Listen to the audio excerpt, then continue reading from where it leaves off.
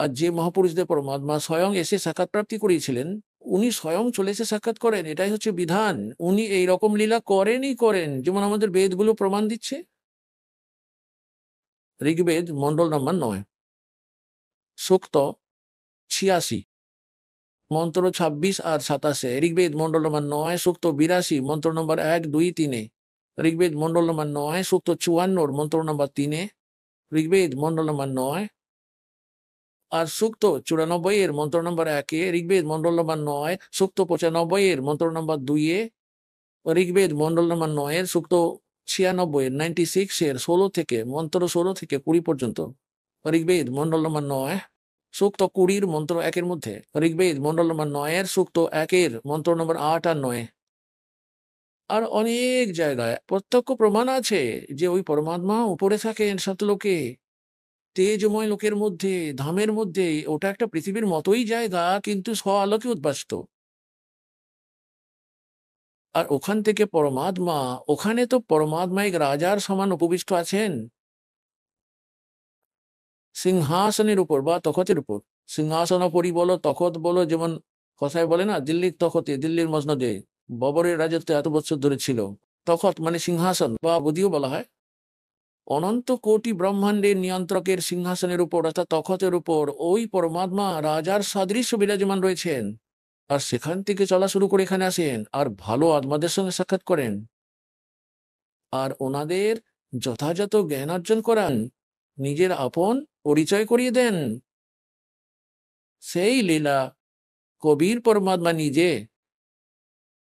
আল্লাহ আকবর, সচ্চিদানন্দ ঘন ব্রহ্ম, তিনিই করেছিলেন, যিনি কাশিতে 120 বছর ধরে উনি আর জোলা হয়ে লীলা করে সশরীর এসেছিলেন, সশরীর চলেও গেছিলেন। আপন গুণানুসারে ওই পরমাত্মা কোন কোন মহাপুরুষদের সঙ্গে এই কলিযুগে সাক্ষাৎ করেছিলেন, যেটা এই দাসের নজরে পড়েছে, নলেজে রয়েছে।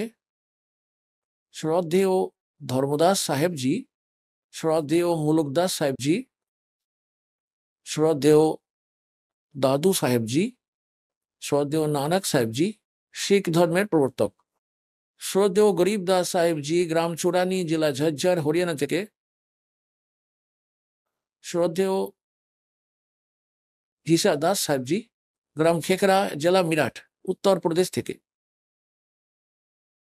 শ্রদ্ধেয় শ্রী রামানন্দজি, বানারস থেকে, কাশী থেকে।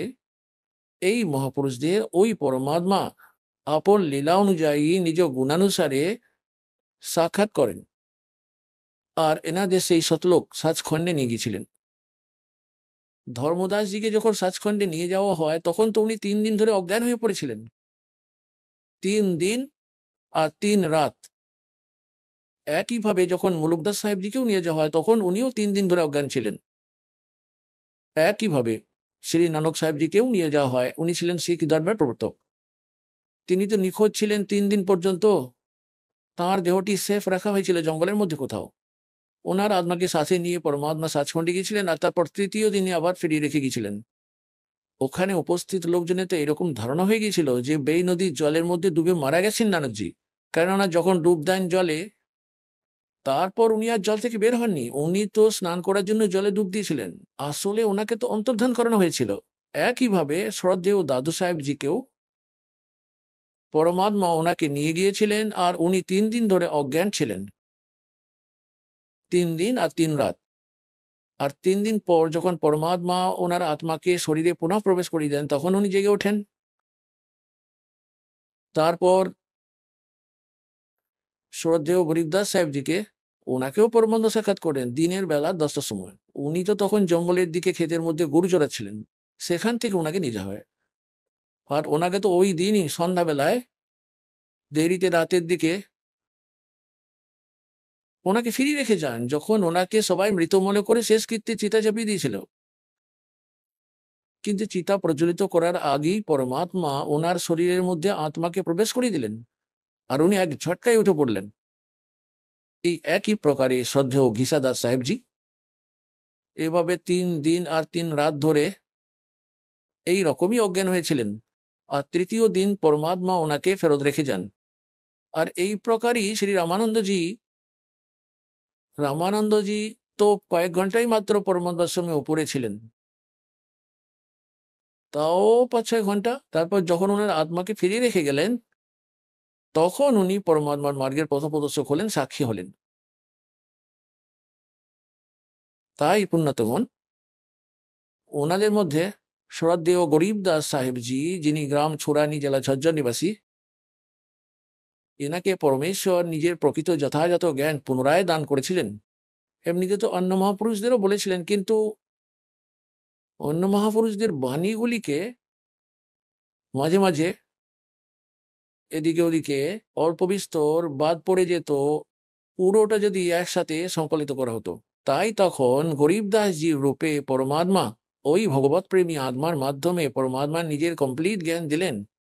আর একজন গোপাল দাস নামে একজন দাদু সম্প্রদায়ের সন্ত, উনি লিখে যেতেন আর গরিবদাসজি মহারাজ বলতে থাকতেন। এরকম আগেও ঘটেছিল। ধর্মদাস সাহেবজি লিখতেন আর পরমেশ্বর কবির সাহেবজি বর্ণনা করতেন।